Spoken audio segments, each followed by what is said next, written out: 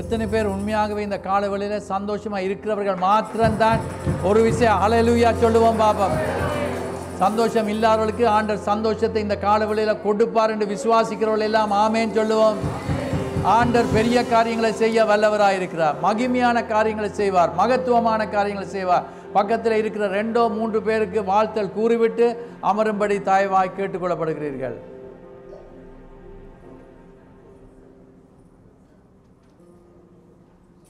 இந்த ஞாயிற்றுக்கிழமை ஒரு விசேஷித்த ஞாயிற்றுக்கிழமையாக பிரித்தெடுக்கப்பட்டிருக்கிறது. பென்டிகாஸ்ட், அதாவது இந்த ஞாயிற்றுக்கிழமையில பென்டிகாஸ்ட் என்று சொல்லும் வேளையில் நாங்கள் சில வேளைகளை சில சாரார மாத்திரம் நாங்கள் யோசிப்பது உண்டு. ஆனால் பென்டிகாஸ்ட் என்று சொல்லும் வேளையில் நாங்கள் பார்க்கிறோம், இது பழைய ஏற்பாட்டு காலத்திலேயே அங்கே கொண்டாடப்பட்டது. It is celebrated since the old testament. இதை எப்படி அழைப்பது என்று சொன்னால் த ஃபீஸ்ட் ஆஃப் ஹார்வெஸ்ட் என்று சொல்லப்படுகிறது. அறுவடையின் பண்டிகை என்று சொல்லப்படுகிறதை நாங்கள் காணக்கூடியதாக இருக்கிறது. ஆகவே இந்த கால வேளையில் இது புதுசாக அல்ல. சில வேளைகளில் அங்கே பண்டிகையை குறித்து சொல்லும் வேளையில் பென்டிகாஸ்ட் என்று சொல்லுகிறோம், சில வேளைகள் அதை ஃபர்ஸ்ட் ஃப்ரூட்ஸ் என்று சொல்லுகிறோம். இதை குறித்து வேத புஸ்தகத்தில் சில இடங்களில் சொல்லப்பட்டிருக்கிறது. முதல் 5 புஸ்தகங்களையும் சொல்லப்பட்டதை நான் சில இவைகளை வாசிக்க சொல்ல போகிறது இல்லை, ஆனால் இடங்களை மாத்திரம் சொல்லிக்கொண்டு போகிறேன். இதில் சொல்லப்பட்டிருக்கிறது லேவியராகமம் 23ஆம் அதிகாரம் 15ஆம் வசனத்திலிருந்து 21ஆம் வசனம் மட்டும் வாசித்து பார்க்கும் வேளையில் இந்த பண்டிகையை பற்றி சொல்லப்பட்டிருக்கிறது. பெந்தேகோஸ்து பண்டிகையை குறித்து சொல்லப்படுகிறதை காணக்கூடியதாக இருக்குது. ஃபீஸ்ட் ஆஃப் வீக்ஸ் என்று சொல்லப்படுகிறது. 7 கிழமைகள் அங்கே கொண்டாடுவார்கள். அடுத்த நாள், அடுத்த ஓய்வு நாள் நாங்கள் பார்க்கிறோம், அது பென்டிகாஸ்டாக இருக்கும். இன்னும் யாத்ராமம் எக்ஸடஸ் சாப்டர் 23, சாப்டர் 23, சாப்டர் 24, யாத்ராமம் 23ஆம் 24ஆம் அதிகாரங்களில் இதை காணலாம். லேவியராகமம் 16ஆம் அதிகாரத்தை இதில் காணக்கூடியதாக இருக்கிறது. லேவியராகமம் 16ஆம் அதிகாரம் நீங்கள் யார் வீட்டில் போய் வாசிக்க போகிறீங்களோ இல்லையோ தெரியாது, ஆனால் இடங்களை தருகிறேன்னு உங்களுக்கு எப்பவும் என்றாலும் உதவும், பிரயோஜனமாக இருக்கும். எண்ணாகமம் 28ஆம் அதிகாரம், நம்பர்ஸ் 28, உபாகமம் 16ஆம் அதிகாரம், நம்பர்ஸ் 28 and Deuteronomy chapter 16. இது முதல் 5 புஸ்தகங்களையும், வேதாமத்தில் இருக்கிற முதல் 5 புஸ்தகங்களையும் நாங்கள் காணக்கூடியதாக இருக்கிறது. இயேசு கிறிஸ்து இதை குறித்து அவர் வாக்கு கொடுத்திருக்கிறதை நாங்கள் வாசிக்க கேட்க போகிறோம். ஆண்டவராய் இயேசு கிறிஸ்து இதை குறித்து வாக்கு கொடுக்கிறார்.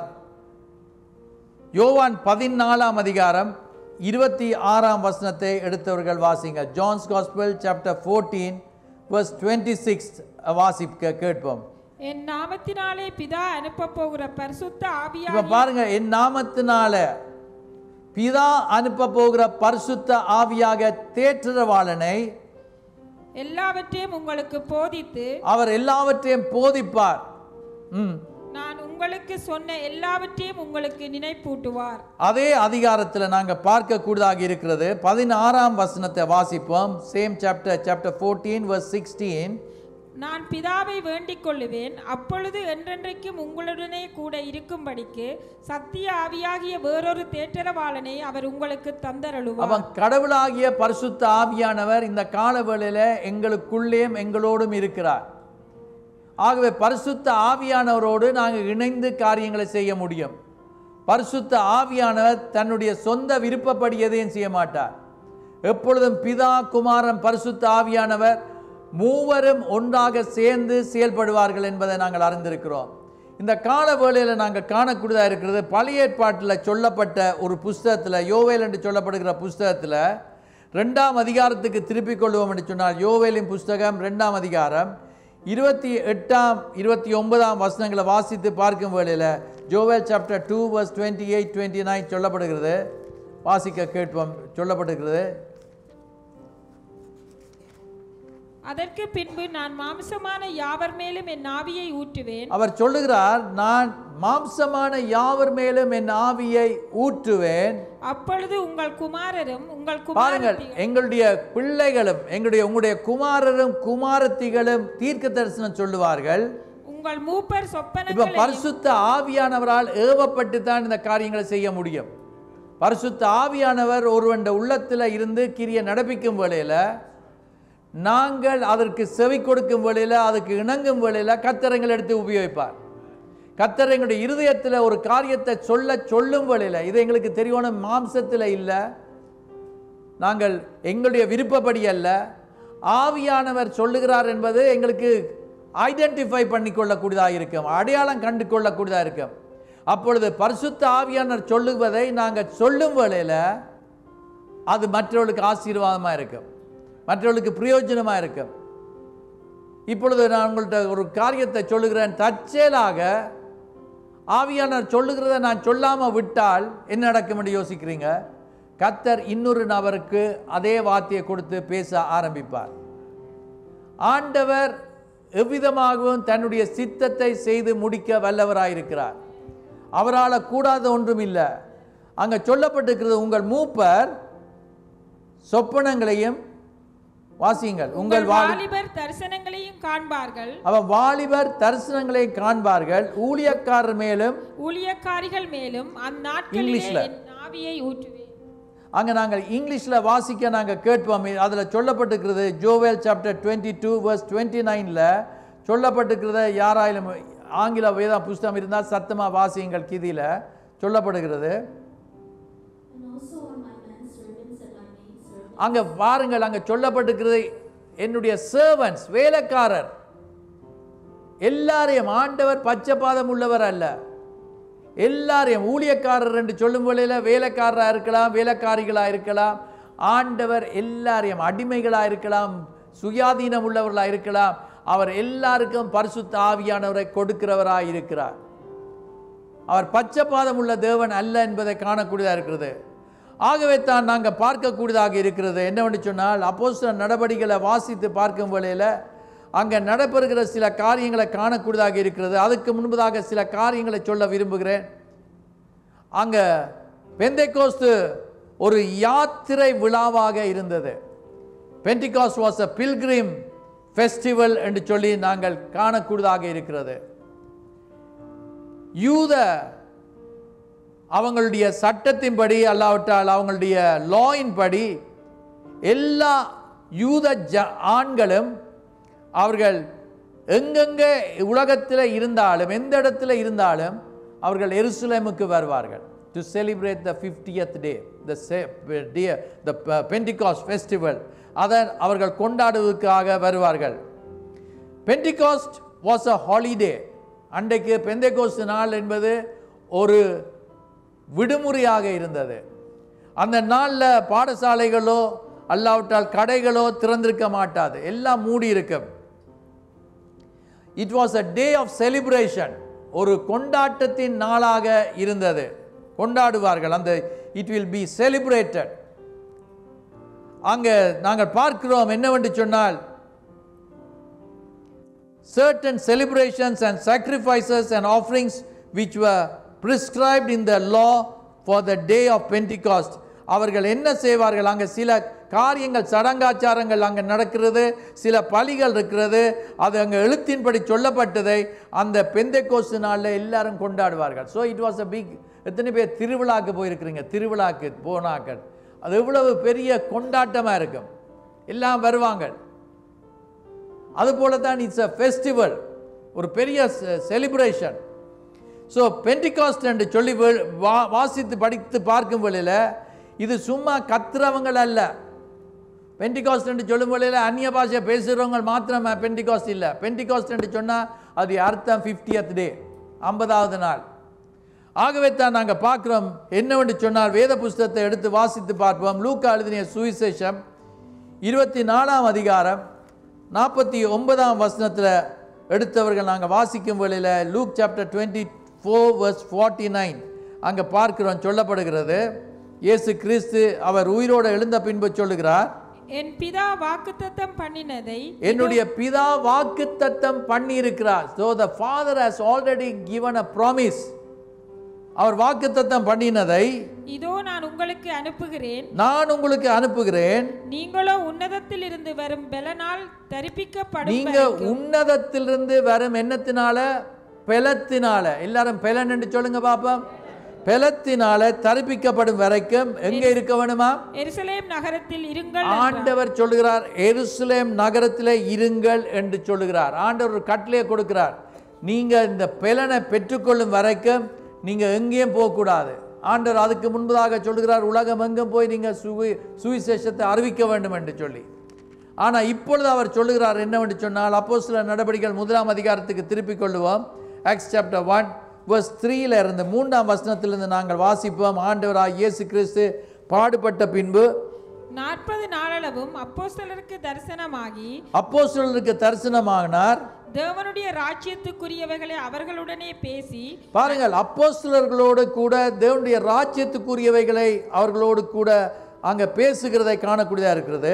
அநேகம் தெளிவான திருஷ்டாந்தங்களினாலே அவர்களுக்கு தம்மை உயிரோடு இருக்கிறவராக காண்பித்தார். அவர் உயிரோடு இருக்கிறவராக மாத்திரமல்ல, அநேக காரியங்களை சொல்லிக் கொடுக்கிறவராக இருக்கிறார். அவர் 4ஆம் வசனத்தில் சொல்லப்படுகிறது, அன்றியும் அவர் அவர்களுடனே கூடி வந்திருக்கும் போது அவர்களை நோக்கி, யோவான் ஜலத்தினாலே ஞானஸ்நானம் கொடுத்தான், நீங்கள் சில நாளுக்குள்ளே பரிசுத்த ஆவியினாலே ஞானஸ்நானம். பாருங்க, யோவான் ஜலத்தினாலே ஞானஸ்நானம் கொடுத்தான். நாங்க ஜலத்தினால ஞானஸ்நானம் கொடுக்கிறோம். தண்ணீர் ஞானஸ்நானம், முழுக்க ஞானஸ்நானம் நாங்கள் கொடுக்கிறோம். ஆனால் எங்களால் பரிசுத்த ஆவியின் ஞானஸ்நானத்தை கொடுக்க முடியாது. எங்களுக்கு சொல்லிக் கொடுக்க முடியும் எப்படி பரிசுத்த ஆவியின் ஞானஸ்நானத்தை பெற்றுக்கொள்வது என்பதை சொல்லிக் கொடுக்க முடியும். ஆனால் இயேசு கிறிஸ்து தான் எங்களுக்கு பரிசுத்த ஆவியினால ஞானஸ்நானத்தை கொடுக்கிறவராயிருக்கிறார். பரிசுத்த ஆவியானவர் கடவுள் என்பதை மறக்கவே வேண்டாம். அவரால் செய்யக்கூடாத காரியம் ஒன்றுமே இல்லை என்று சொல்லி காணக்கூடியதாக இருக்கிறது. ஆண்டவர் சொல்கிறார், அவர் ஞானஸ்நானம் பரிசுத்த ஆவியினாலே ஞானஸ்நானம் பெறுவீர்கள். 5ஆம் வசனம், ஆகையால் நீங்கள் ஆண்டவர் சில காரியங்களை சொல்லுகிறார், சில அறிவுரைகளை கொடுக்கிறார், சில கட்டளைகளை கொடுக்கிறார். நீங்கள் எருசலேமை விட்டு போகாமல் என்னிடத்தில் கேள்விப்பட்ட பிதாவின் வாக்குத்தத்தம், பிதா வாக்குத்தத்தம் பண்ணினவர் உண்மை உள்ளவர். பரிசுத்த ஆவியானவரை குறித்து மாத்திரமல்ல, அவர் எத்தனையோ வாக்குத்தத்தங்களை எங்களுக்கு தந்திருக்கிறார். அந்த வாக்குத்தத்தங்கள் காலங்கள் கடந்தாலும் ஆண்டவர் செய்து முடிப்பார் என்பதை விசுவாசிக்கிறேன். ஆண்டவரால் கூடாத காரியம் ஒன்றும் இல்லை. அவருடைய வாக்குத்தத்தங்கள் ஆம் என்றும் ஆமேன் என்றும் இருக்கிறது. ஆகவே நாங்கள் விசுவாசித்து கர்த்தரை நோக்கி கூப்பிடும் வேளையில் ஆண்டவர் எங்களுக்கு மறு உத்தரவு தருகிறவராக இருக்கிறார். நாங்கள் பார்க்கிறோம் என்னவென்று சொன்னால், அடுத்த வசனம், அப்பொழுது கூடி வந்திருந்தவர்கள் அவரை நோக்கி அங்க கேட்கிறார்கள், எப்பொழுது இது நடக்கும் என்று சொல்லி. ஆண்டவர் சொல்லுகிறார் என்னவென்று சொன்னா, அந்த வேளைகளை பிதாவானவர் அவருக்கு மாத்திரமே தெரியும், அது எங்களுக்கு அவசியம் இல்லை என்று 7ஆம் வசனத்தில் சொல்லி, பரிசுத்த ஆவியானவர் குறித்து 8ஆம் வசனத்தில் சொல்லுகிறார், பரிசுத்த ஆவி உங்களிடத்தில் வரும்போது, பரிசுத்த ஆவியானவர் இன்றைக்கு இதை தெரிந்திருந்தாலும் ஆண்டவர் எங்களுக்கு ஞாபகப்படுத்துகிறார். ஏனென்று சொன்னா, புதுப்பிக்கப்படுவதற்கு, ரினியூவல், ஒரு காரியத்தை ஆண்டவர் செய்ய விரும்புகிறார் எங்களுடைய வாழ்க்கையில. அங்க சொல்லப்படுகிறது, பரிசுத்த ஆவியானவர் உங்களிடத்தில் வரும்போது, இது கேள்விப்பட்டிருக்கிறோம், அனுபவித்திருக்கிறோம், ஆனால் இப்பொழுது செயல்முறையில் நாங்கள் அதில் ஈடுபட்டிருக்கிறோமா என்பது அது கேள்வி. பரிசுத்த ஆவியானவரோடு இணைந்து இருக்கிறோமா? எங்களுக்கு தெரியும் பரிசுத்த ஆவியானவர் இருக்கிறார் என்று சொல்லிவிட்டு பேசாமல் இருக்கக்கூடாது. பரிசுத்த ஆவியானவரோடு இணைந்து செயல்பட்டால் ஆண்டவரால் கூடாத காரியம் எதுவுமே இல்லை. ஒரு சில வருஷங்களுக்கு முன்பதாக ஒரு நாள் இந்த உள்ளத்தில் ஏவப்பட்டேன், இன்றைக்கு கட்டிகளுக்கு கலலைகள் இருந்தால் அவைகள் எல்லாம் அகன்று போகும் என்று சொல்லி நான் ஜெபம் பண்ண போறேன் என்று சொல்லி ஜெபம் பண்ணது யாருக்கு ஞாபகம் இருந்தால் நீங்கள் பார்ப்பீங்க. எஸ், என்னவென்று சொன்னால், அன்றைக்கு ஆவியானவர் இந்த உள்ளத்தில் போட்டதை அங்கே செய்யும் வேளையில் அநேகருக்கு ஆண்டவர் அதிசயங்களை செய்தார், அற்புதத்தை நடப்பித்தார். யார் செய்கிறது? தேவ ஆவியானவர், கடவுள் செய்கிறார். இயேசு கிறிஸ்து இந்த உலகத்தில் இருந்து அதிசயங்களையும் அற்புதங்களையும் செய்து காண்பித்து விட்டு அவர் சொல்லுகிறார், நான் செய்த கிரியைகளை நீங்கள் செய்வீங்க. விசுவாசிகள் நடக்கும். இது எப்பொழுது நடக்கும்? பரிசுத்த ஆவி. சும்மா நடக்காது. இந்த ஜெபம் இல்லாமல் வந்து காரியங்களை செய்வதில் எந்த பிரயோஜனம் கிடையாது. சும்மா 2 நிமிஷம் பிரேயர், 3 நிமிஷம் பிரேயர், இதெல்லாம் சரி வரவே வராது. நாங்கள் கர்த்தருடைய சன்னிதானத்தில் காத்திருக்க வேண்டும். ஆண்டவர் சொல்லுகிறார், சோதனையை மேற்கொள்ள வேண்டும் என்றால் குறைந்தது 1 மணித்தியாலமாகில நாங்கள் ஜெபம் பண்ணாதான் வெற்றிகரமான வாழ்க்கையை நாங்கள் நடத்த முடியும். எங்களோட வாழ்க்கையில் எங்களுக்கு எல்லாமே ஃபாஸ்டாக வேணும், எல்லாம் கெதியில வேணும், உடனே உடனே எங்களுக்கு வேணும். இன்றைக்கு நான் சொல்லுகிறேன் என்னவென்று சொன்னால், கர்த்தர் சொல்லுகிறார், என்னுடைய சமூகத்தில் நீ காத்திருக்க வேண்டும். You have to spend time at my feet. என்னுடைய பாதத்தில் காத்திருக்க வேண்டும். இன்றைக்கு தேவனுடைய பிள்ளைகள் ஒரு காலத்தில் நாங்கள் அதிகமாக ஜெபம் பண்ணுவோம். எத்தனை பேருக்கு போன கிழமை பிரசங்க ஞாபகத்தில் இருக்குதோ தெரியல. Very good. நான் சொல்லும் முதலே கை வைத்திட்டீங்க. ஆதியில் இருந்த அந்த அன்புக்கு வர வேணும். ஒரு காலத்தில் கர்த்தருக்காக நாங்கள் எழும்பி பிரகாசித்தோம். யாரை கண்டாலும் துண்டு பிரதிகளை கொடுப்போம், இயேசுவை பற்றி சொல்லுவோம், சர்ச்சுக்கு வாண்டு சொல்லி கூப்பிடுவோம், எப்படியாயிலும் எதையாயிலும் செய்வோம். நாட்கள் போக போக போக போக நாங்கள் இன்றைக்கு அவ்விதமாக செய்வது குறைந்து விட்டோம். இன்றைக்கு கர்த்தராகிய தேவாதி தேவன் அவர் எங்களுக்கோடு பேசும் வேளையில் அவர் சொல்லுகிறார், பரிசுத்த ஆவிக்குள்ள அனலா இருக்க வேண்டும். பரிசுத்த ஆவியானவரை குறித்து சொல்லும் வேளையில் டூனமஸ் என்று சொல்லப்படுகிறது. டூனமஸ் என்று சொன்னால் டைனமைட்டை விட வல்லமையானவர். கற்பாறைகளை உடைக்கக்கூடியது இந்த டைனமைட். ஆனால் இருதயத்தை உடைத்து கொண்டு வாழ்க்கையை மாற்றக்கூடியது பரிசுத்த ஆவியானவருடைய வார்த்தை. பரிசுத்த ஆவியானவர் ஒரு மனுஷனை அங்க அவன் பிழை செய்திருக்கிறான் என்றா, தவறு செய்திருக்கிறான்டா, குற்றம் செய்திருக்கிறான் என்றா, பாவத்தில் ஜீவிக்கிறான் என்றா, ஆவியானவர் பேசுவார். ஆவியானவர் பேசும் வழியில சிலர் யோசிக்கிறது என்னவென்று சொன்னா, பாஸ்டர் எங்களுக்குத்தான் இதை சொல்லுகிறார் என்று. நோ, இது வேற யாருக்கும் சொல்லல, எங்களுக்குத்தான் அவர் சொல்லுகிறார். ஆனால் தேவ ஆவியானவர் உணர்த்தும் வேளையில அந்த பாவத்தை அறிக்கை செய்து விட்டு விலகும் வேளையில இரக்கத்தை பெற்றுக்கொள்ளுவோம். எங்களுடைய தேவன் எவ்வளவு இரக்கத்தில் ஐஸ்வர்யம் உள்ளவர், மனதுருக்கம் உடையவர். அவர் இன்றைக்கு நாங்கள் இந்த இடத்துல கூடியிருக்கிறது அவருடைய கிருபை, அவருடைய தயவு, அவருடைய அன்பு, அவருடைய பாசம் எங்கள் மேல அதிகமாக கொட்டி கொண்டிருக்கிறது. இன்றைக்கு எங்களை அழைத்து வந்திருக்கிறார் எங்களோடு பேசுவதற்காக.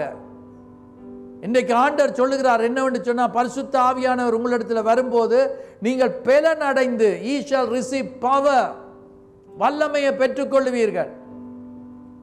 எங்கேயாயிலும் இயேசு சொல்லவில்லை நீங்க பரிசுத்த ஆவியை பெறும்பொழுது இவ்விதமாக இன்னென்ன காரியங்களை செய்வீங்கள், அந்நிய பாஷைகளை பேசுவீங்கள் என்று சொல்லவில்லை. அது ஒரு அடையாளம். ஒரு பரிசுத்த ஆவியானவர் வரும்பொழுது எங்களுக்கு கிடைக்கிற வரங்கள்ல ஒன்று அந்நிய பாஷை. எங்களுக்கு தீர்க்க தரிசன வரத்தை ஆண்டவர் தர முடியும், அவர் தருவார். அவர் வியாக்கியான வரத்தை எங்களுக்கு தருவார். நாங்கள் சில வேளைகளில் கடவுளை நாங்கள் மட்டுப்படுத்துவது உண்டு. தேவனுடைய வல்லமை இறங்கும் வேளையில, தேவனுடைய பரிசுத்த ஆவி இந்த அபிஷேகம் வரும் வேளையில, ஒரு வல்லமை வரும் வேளையில ஒரு தைரியம் வரும், பயம் அகன்று போம். இதை அனுபவிக்கிறவங்க சிலர் இருக்கிறீங்க. பரிசுத்த ஆவியுடைய அபிஷேகத்துக்குள்ள இருக்கும் வேளையில you will be bold to say something which you will never say in your flesh. மாம்சத்தில் சொல்லாத காரியங்களை தைரியமாக அபிஷேகம் வரும்பொழுது சொல்லக்கூடியதாக கர்த்தர் காரியங்களை நடப்பிப்பார், அதிசயங்களை நடப்பிப்பார், அற்புதங்களை செய்வார். the Holy Spirit வந்து போறவர் அல்ல, he is residing in us. பரிசுத்த ஆவியானவர் எங்களுக்குள்ள வாசம் செய்து கொண்டிருக்கிறார். பழைய ஏற்பாட்டு காலத்தில் வந்து போவார். சிலருடைய ஜீவியங்களுக்கு கூடாக அதிசயங்களை அவர் செய்வார், அற்புதமான காரியங்களை செய்வார், இயற்கைக்கு அப்பாற்பட்ட காரியங்களை நடப்பிப்பார்.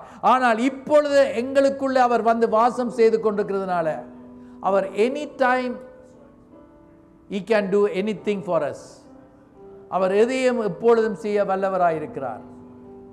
இதை குறித்து தான் நாங்கள் பார்க்கும் பொழுது, நீங்க பலன் அடைந்து எருசலேமிலும் யூதேயா முழுவதிலும் சமாரியாவிலும் பூமியின் கடைசி பரியந்தமும் எனக்கு சாட்சிகளாய் இருப்பீர்கள் என்றார். அங்க அவர் சொன்னார், நீங்க எனக்கு சாட்சிகளாய் இருப்பீர்கள் என்று சொன்னார்.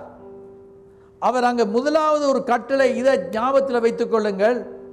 5ஆம் வசனத்தில், எருசலேமை விட்டு போகாமல் என்னிடத்தில் கேள்விப்பட்ட பிதாவின் வாக்குத்தத்தம் நிறைவேற காத்திருங்கள் என்று கட்டளையிட்டார். அன்றைக்கு சீஷர்களுக்கு, அப்போஸ்தலர்களுக்கு, அங்கே இருந்தவர்களுக்கு சொன்னார், காத்திருங்கள் என்று சொன்னார். இவைகளை சொன்ன பின்பு அவர் அங்க பரமேறி விட்டார் என்பதை நாங்கள் காணுகிறோம். 12ஆம் வசனத்துக்கு போவோம். அங்க சொல்லப்படுகிறது, அப்பொழுது அவர்கள் எருசலேமுக்கு சமீபமாய் ஒரு அங்க இருந்த அப்போஸ்தலர்கள் சீஷர்கள் அங்க இருந்தவர்கள் என்ன செய்கிறார்கள்? அங்க எருசலேமுக்கு சமீபமாய் ஒரு ஓய்வு நாள் பிரயாண தூரத்தில் இருக்கிற ஒலிவமலை எண்ணப்பட்ட மலையில் இருந்து எருசலேமுக்கு திரும்பி போனார்கள். எருசலேமுக்கு திரும்பி போனார்கள். எங்க கர்த்தர் சொன்னாரோ அந்த இடத்துக்கு தான் போனார்கள். அவர்கள் சொல்லவில்லை நாங்கள் அங்கே போவோம் இங்கே போவோம் என்று சொல்லவில்லை. அங்கே குறிப்பிட்ட இடத்துக்கு போனார்கள். அங்கே போய் என்ன செய்தார்கள் என்று சொல்லி காணக்கூடியதாக இருக்கிறது. அவர்கள் அங்கே வந்தபோது மேல் வீட்டில் ஏறினார்கள். அங்கே யார் யார் இருந்தார்கள் என்ற ஒரு குறிப்பு, அங்கே ஒரு பட்டியல் கொடுக்கப்பட்டிருக்கிறது. அதற்கு பின்பதாக 14ஆம் வசனம், இவர்கள் எல்லாரும் ஸ்திரீகளோடும் இயேசுவின் தாயாகிய, பாருங்க, இயேசுவின் தாயும் கீழ்ப்படிந்திருந்தார் இயேசுவுக்கு. அதை அநேகர் யோசிப்பது கிடையாது. அவ ஒரு விசேஷித்த பெண் என்பதை நாங்கள் அறிந்திருக்கிறோம். ஒரு விசேஷித்த தாய். உலகத்திலேயே அவவை நாங்கள் அறிந்திருக்கிறோம். கர்த்தர் தெரிந்து கொண்ட பெண் என்பதை அறிந்திருக்கிறோம். ஆண்டவர் ஆகிய இயேசு கிறிஸ்து அவ கூடாக இந்த உலகத்தில் வந்தார் என்பதை பார்க்கிறோம். ஆனாலும் அவளுக்கு தெரியும் தான் கடவுள் அல்ல, ஆனால் கடவுளாகிய இயேசு சொல்லுகிறதை அவள் கீழ்ப்படுகிறதை காணக்கூடியதாக இருக்கிறது. வந்து அவருடைய சகோதரோடு கூட ஒருமனப்பட்டு என்ன செய்தார்களாம்? ஜெபத்திலும் வேண்டுதலிலும் தரித்திருந்தார்கள். அவர்கள் வந்து ஜெபத்தில் வேண்டுதல் என்று சொல்லும் வழியில் கர்த்தருடைய சன்னிதானத்தில் கர்த்தர் சொன்னதை நிறைவேற்றி கொண்டிருந்தார்கள். இன்றைக்கு நானும் நீங்களும் அவசரமாக எல்லாத்துக்கும் வந்து இங்கே சர்ச்சில் சொன்னால் ப்ரேயர் குரூப் ஜெபம் பண்ணும் என்று சொல்லி போட்டு பேசாமல் நாங்கள் தெரியக்கூடாது. பாஸ்டர் ஜெபம் பண்ணுவார் அது நடக்கும் என்று சொல்லி போட்டு பேசாமல் போகக்கூடாது. நாங்கள் ஒவ்வொருவரும் நாங்கள் ஜெபம் பண்ணுகிற பிள்ளைகளாக மாற வேண்டும். இன்றைக்கு ஆண்டவர் சொல்லுகிறார், முதலாவது ஒரு காரியத்தை இந்த இடத்துல சொல்லப்படுகிறது, நாங்கள் ஜெபம் பண்ணுகிற வீரர்களாக வீராங்கனைகளாக மாற வேண்டும். ஜெபம் வல்லமை உள்ளது. இயேசு இந்த உலகத்தில் வந்திருக்கும் வழியில் அவர் ஜெபம் பண்ணி அவர் வாழ்ந்து காண்பித்தார். அவர் மனுஷனாக 100% இருந்தார், 100% கடவுளாகவும் இருந்தார். ஆகவே ஜெபம் என்பது பிதாவாகிய தேவனோட ஐக்கியத்தை அவர் வைத்துக் கொண்டிருந்ததை எங்களுக்கு காண்பித்து அங்கே முன்மாதிரியாக இருந்திருக்கிறார் எங்களுக்கு. இன்றைக்கு இந்த கால வேளையில் ஜெப கூட்டம் என்று சொன்னால் அநேகர் நீங்கள் வரமாட்டீங்க. ஆனால் எப்படி என்னாலும் சர்வீஸுக்கு வந்துடுறீங்க. ஆனால் உங்களோட தனிப்பட்ட ஜெபம் எப்படி என்பதை நான் கேட்க விரும்புகிறேன். நீங்க கர்த்தருக்கு முன்பதாக உங்களை ஆராய்ந்து பார்க்கிற ஒரு நேரம், ஒரு 3 நிமிஷம், ஒரு 10 நிமிஷம் ஜெபம் பண்றோம். ஆனா ஒரு காலத்தில் எங்களுக்கு ஒரு பிரச்சனை இருக்கும் வழியில, கஷ்டம் இருக்கும் வழியில, ரட்சிக்கப்பட்ட புதுசுல நாங்க எப்படி ஜெபம் பண்ணுவோம்? ஆண்டவருடைய சன்னிதானத்தில் ஜெபம் என்று சொன்னா இன்றைக்கு எத்தனையோ பேருக்கு விருப்பம் இல்லை. ஓ ஜெபம் பண்ணணும், ஆண்டவரே நாளைக்கு நான் ஜெபம் பண்றேன், இப்போ படுக்க போறேன், டயர்டாக இருக்குது, நாள் முழுவதும் செய்கிறதுக்கு, வேலை செய்கிறதுக்கு, எல்லாம் கதைக்கிறதுக்கு, அது இது செய்கிறதுக்கு, இடம் போகிறதுக்கு, எல்லாத்துக்கும் நேரம் இருக்குது. இன்றைக்கு முதலாவது சபையை ஜெபத்துக்கு அழைக்கிறார். பாருங்கள், ஒரு விசேஷ கூட்டம் என்று சொல்லி இந்த சர்ச்சில் அனௌன்ஸ் பண்ண அண்மை காலத்தில் நான் பார்த்த ஒரு காரியம், வெள்ளிக்கிழமை வரமாட்டாங்க ஆக்கள், கொஞ்சம் பேர் தான் வருவாங்க. அது வார கூட்டம் ஒன்று வரும். அவங்க ஃபெய்த்ஃபுல் பீப்புள் வருவாங்க, வெள்ளிக்கிழமை வந்து கூட்டத்தில் கலந்து கொள்வாங்க. சனிக்கிழமை காலையில் ஒரு மீட்டிங், அதுக்கும் வந்த கொஞ்சம் பேர் தான். சனிக்கிழமை ஹீலிங் மீட்டிங், அதுக்கும் வந்த கொஞ்சம் பேர் தான். ஞாயிற்றுக்கிழமை காலையில் துரளான கூட்டம், எல்லாரும் வந்துடுவோம். அப்படி இருக்கக்கூடாது. இன்றைக்கு ஆண்டவர் என்ன காரியத்தை எந்த கூட்டத்தில் நடப்பிப்பார் என்பது எங்களுக்கு தெரியாது. எங்களுக்கு ஒரு வாஞ்சை இருக்க வேண்டும், ஒரு பசி இருக்க வேண்டும், ஒரு தாகம் இருக்கணும். பசி இல்லாதவனுக்கு சாப்பிடு சாப்பிடு சாப்பிடுன்னு சொன்னால் ஏலாதன்னு சொல்லுவான். கொஞ்சம் குடிங்க குடிங்க, தாகம் இல்லாதவனை குடிக்க சொன்னால் குடிக்க மாட்டான். கொஞ்சம் ஒரு வாய் எடுத்து போட்டு வச்சிடுவான். ஆனால் தாகத்தோடு வாரவனை நீங்கள் பார்த்துருக்குறீங்களா? தாகத்தோடு வந்து அக்கா கொஞ்சம் தண்ணி தாண்டு கேட்டுட்டு அந்த அந்த குடத்தை, அந்த குடமண்டு இல்லை அந்த சின்ன பாத்திரத்தை எடுத்து டக்குன்னு எடுத்துட்டு அண்ணாந்து அப்படி நிப்பாட்டாம குடிச்சிட்டு பார்த்துருக்குறாக்கள். அவனுக்கு உண்மையான தாகம். ஆவிக்குரிய விதத்தில் எங்களுக்கு ஒரு பசி வர வேணும். பசி இல்லாவிட்டால் பிள்ளைகள் சாப்பிட்றாங்க இல்லைன்னு சொன்னாலே டாக்டர்கிட்ட கொண்டு போகிறோம். டாக்டர்கிட்ட கொண்டு போய் சொல்கிறோம் என்னென்னா இந்த பிள்ளை சாப்பிடுது இல்லை. அவர் சொல்லுகிறார் அந்த டானிக் எடு இந்த டானிக் எடு பசிக்கும் என்று சொல்லி கொடுக்குறார். இன்றைக்கு நான் சொல்லுகிறேன் என்னென்னு சொன்னால் என்ன டானிக் வேணுமெண்டா கர்த்தருடைய வார்த்தை எங்களோடு பேசும் வழியில், ஆவியானவர் எங்களோடு பேசும் வழியில், கிரியை நடப்பிக்கும் வழியில் எங்களுக்கு அந்த வாஞ்சை உண்டாக வேணும். வாஞ்சை இல்லாவிட்டால் ஏதோ சம்திங் இஸ் ராங் சம்வேர். இன்றைக்கு ஆண்டவர் எங்களை முழு சபையாக மாற்ற விரும்புகிறார். திரளான கூட்டம் ஆண்டவருடைய சன்னிதானத்தில் வந்து தேவனுடைய வார்த்தையை படிக்க வேண்டும், கேட்க வேண்டும், வார்த்தையை ஏற்றுக்கொள்ள வேண்டும் என்று சொல்லி சில ஊழியர்கள் வந்து இங்கே பிரசங்கம் பண்ணும் வேளையில் சொல்லியிருக்கிறார்கள், இந்த இடத்துல பிரசங்கம் பண்ணுவது இலகுவாக இருக்கிறது, மக்கள் அப்படியே அதை வாஞ்சியோடு அப்படியே உறிஞ்சி எடுத்துக்கிறார்கள் என்று சொல்லுகிறார்கள். ஏனென்னா நீங்கள் ஆயத்தத்தோடு வருகிறீங்க. இன்றைக்கு நாங்கள் பார்க்கிறோம், இன்றைக்கு இந்த வார்த்தைகளை கேட்டு இன்றைக்கு நடக்கிறவனுக்கு ஆசீர்வாதம் இஸ் ஆன் த வே. விசுவாசிக்கும் வேளையில் ஆண்டவர் காரியங்களை செய்வார். ஆகவே தான் நாங்கள் பார்க்கக்கூடியதாக இருக்கிறது. அவர்கள் எல்லாரும் சேர்ந்து ஜெபத்திலும் வேண்டுதலிலும் தரித்திருந்தார்கள் என்று சொல்லி காணக்கூடியதாக இருக்கிறது. அந்த 15ஆம் வசனத்தில் சொல்லப்படுகிறது, ஏறக்குறைய 120 பேர் கூடியிருந்தார்கள். 120 பேர் இருந்தார்கள், ஜெபம் பண்ணி கொண்டிருந்தார்கள். இன்றைக்கு நாங்கள் கொஞ்சம் பேராக ஜெபம் பண்ணாலும் கர்த்தர் ஆசீர்வாடுகிறவராக இருக்கிறார். நம்முடைய சபையில் கர்த்தர் வந்து இருந்ததை நாங்கள் கண்டிருக்கிறோம். கர்த்தர் ஆசீர்வாடுகிறது மாத்திரமல்ல, கர்த்தரை நாங்கள் தரிசித்திருக்கிறோம். பரிசுத்த தேவதூதர்கள் வந்திருக்கிறதை மக்கள் கண்டிருக்கிறார்கள். இன்றைக்கு நான் சொல்லுகிறேன், கர்த்தர் எங்கள் மேலே கரிசனையாக இருக்கிறார். சும்மா ஒரு கூட்டம் இல்லை.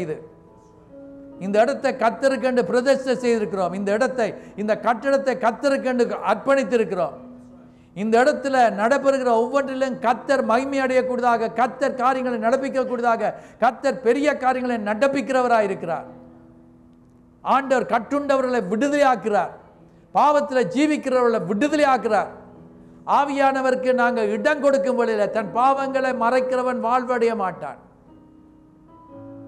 அதை மறைக்க கூடாது, அறிக்கை செய்ய வேண்டும். நாங்கள் சில வேளையில் சர்ச்சுக்கு லேட்டாக வாருது. சில ப்ரீச்சர்ஸ் லேட்டாக வருவாங்க, சில ப்ரீச்சர்ஸ் ஏர்லியாக வந்துடுவாங்க. சில ஆட்களுக்கு விருப்பம் நாங்கள் ஸ்பெஷல் ப்ரீச்சர் மாதிரி. ஆனால் worship is a time where it is preparing the soul to receive the word of God. ஆண்டவரை ஆராதிக்கும் வேளையில், பாடல்களை பாடும் வேளையில் எங்களை ஆயத்தம் செய்கிறது தேவனுடைய வார்த்தையை பெற்றுக்கொள்வதற்கு. பாருங்கள், ஒரு வயலை உழுவது போல, எல்லாத்தையும் பண்படுத்துவது போல, ரெடியாக்குவது போல, அதுக்கு பின்பதாக விதைக்கும் வேளையில் பலன் கொடுக்கப்படும். ஆனால் சில நிலங்கள் பலனே கொடுக்காது என்று சொல்லி நீங்கள் கேள்விப்பட்டிருப்பீங்க. அது உப்பு நிலம் என்று சொல்லுகிறார்கள்.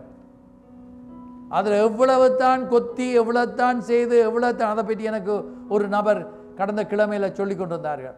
எவ்வளவு தான் எல்லா இடத்துலையும் நல்ல நெல்லெல்லாம் விளையுமா, ஆனால் இந்த குறிப்பிட்ட காணியில் வளரவே வளராது. அப்படியான சில ஆட்கள் வந்தாலும் தாமரை இலையில் ஒரு தண்ணி பட்டா எப்படி இருக்குமென்றது உங்களுக்கு சிலருக்கு தெரியும். அது மாதிரி தான் சில ஆட்கள் எவ்வளவு தான் சேர்ச்சுக்கு வந்தாலும் வாழ்க்கை மாறவே மாறாது. இன்றைக்கு இந்த கால வேளையில் கர்த்தர், நான் விசுவாசிக்கிற ஒரு காரியம் பிள்ளையா இருக்கலாம், பிடிவாதத்தோடு இருக்கிறவர்களுக்கு ஒன்றும் செய்ய மாட்டார். ஏன்னா சுயாதீனத்தை கர்த்தர் கொடுத்திருக்கிறார். stubbornness, I am stubborn, I know all these things, no need to listen to this message. இந்த வார்த்தையை நான் எனக்கு கேட்க தேவையில்லை. இப்படியான ஆட்களும் இருப்பாங்க. சில சபைகளில் சில போதர்மார், ஒரு போதர் பிரசங்கம் பண்ணி கொண்டிருக்கும் வேளையில் இந்த போதர் உலாவி திரிஞ்சோண்டு அடுப்பு சரியாக இருக்குதா, தோசைக்கு ரெடியாக இருக்குதா, அது ரெடியாக இருக்குதாண்டு அவர் சர்ச்சில் நிற்க மாட்டார், ஆராதனையில் நிற்க மாட்டார், பின்னுக்கு வெளியில் போய் சுற்றி பார்த்து கொண்டிருப்பார். எனக்கு அது விருப்பமே இல்லை. ஆராதனையில் யார் எந்த ஒரு நபர் பிரசங்கம் பண்ணாலும், அது ஒரு சிறு பிள்ளையாக இருக்கலாம், புது ஆளாக இருக்கலாம், புது நபராக வார்த்தையை கொடுக்க பழகிற ஆளாக இருக்கலாம், அவர்கள் மத்தியில் இருந்து தேவனுடைய வார்த்தை, ஒரு வார்த்தை கூட ஆண்டவர் எங்களோடு பேசாமல் போக மாட்டார். அவர் எங்களோடு பேசுவார். அதனால் யோசிக்க விட, இந்த சின்ன பொடியை நான் வந்திருக்கிறேன், இன்றைக்கு இவன் கூடாக என்ன ஆண்டவர் சொல்லுவார்? இவன் சொல்லியா நான் கேட்கணும்? அவர் சொல்லி அல்ல, அவர் கூடாக ஆண்டவர் பேசுகிறார் என்பதை மறக்க கூடாது. இல்ல, நாங்க வாரம் எங்களுடைய தேவனுக்கு நன்றி சொல்ல வருகிறோம். இந்த கிழமை முழுவதும் கர்த்தர் எங்களை கண்மணியை போல பாதுகாத்தாரு. எங்களை வழி நடத்துகிற தேவன், எங்களுடைய தேவைகளை சந்திக்கிற தேவன். எத்தனை பேருக்கு எவ்வளவு கஷ்டங்களுக்கூடாக போகிறார்கள், பட ரீதியாக எவ்வளவு பிரச்சனைகளுக்கூடாக போகிறார்கள். எங்களை கர்த்தர் வழி நடத்தி கொண்டு, எங்களுக்கு சிங்கக்குட்டிகள் பட்டினி கிடக்கும், ஆனால் கர்த்தரை தேடுகிறவர்களுக்கு ஒரு நன்மையும், அப்படி என்று சொன்னா எங்களுக்கு எல்லா நன்மைகளையும் ஈவுகிறவர் எங்களுடைய பரமபிதா. அப்ப எங்களுக்குள்ள ஒரு மனம் இருக்குது என்று சொன்னா we will build up the temple of the Lord. ஆண்டவருடைய ஆலயத்தை கட்டி முடிப்போம், செய்து முடிப்போம், பெரிய காரியங்களை சாதிப்போம். வருகிறார் வருகிறார் வருகிறார் வருகிறார் என்று சொல்லி இயேசு கிறிஸ்துவின் வருகையை காலாகாலமாக சந்ததி சந்ததியாக ஆக்கள் கேள்விப்பட்டிருக்கிறாங்க. ஆனால் அவர் வராமல் இருக்கிறதுக்கு காரணம் என்ன? ஒருவனும் கெட்டு போகக்கூடாது என்பதற்காக. ஆண்டவருடைய வருகைக்கு முன்பதாக ஆண்டவர் பெரிய எழுப்புதலை உலகம் முழுவதிலையும் கொண்டு வருவார் என்பது தான் எங்களுடைய ஜெபமாக இருக்கிறது. எங்களுடைய சபை மாத்திரமல்ல, எத்தனையோ பக்தர்கள் ஜெபம் பண்ணி கொண்டிருக்கிறார்கள். ஆண்டவருடைய வருகைக்கு, ஆண்டவராய் இயேசு கிறிஸ்துடைய ரகசிய வருகை இருக்கிறது. அந்த ரகசிய வருகையில் ஆயத்தமாக இருக்கிறவர்களை அவர் எடுத்துக்கொள்வார். அவருடைய வருகையில் ஆயத்தம் இல்லாதவர்கள் கைவிடப்படுவார்கள். அதற்கு பின்பதாக உபத்திரவ காலம் இருக்குது, மகா உபத்திரவ காலம் என்று இருக்குது, வேதனைகள் இருக்குது. இப்பமே எங்களுக்கு சில வேளைகளில் நரகம் என்று சொல்லுகிறோம், சில நேரங்களில் நரகம் போல இருக்குது என்று. கர்த்தர் எங்களை வழிநடத்துகிறார், ஒரு குறைவும் இல்லாமல் எங்களை வழிநடத்துவார். ஆனால் எங்களுக்குள்ள வர வேண்டிய ஒரு காரியம், முதலாவது ஒற்றுமை வர வேணும்.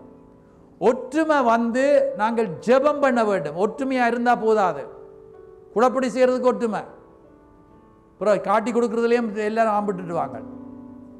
ஆனால் என்னட்டு சொன்னால் ஜெபம் பண்ணுறதுல ஒற்றுமையாக இருக்கணும்.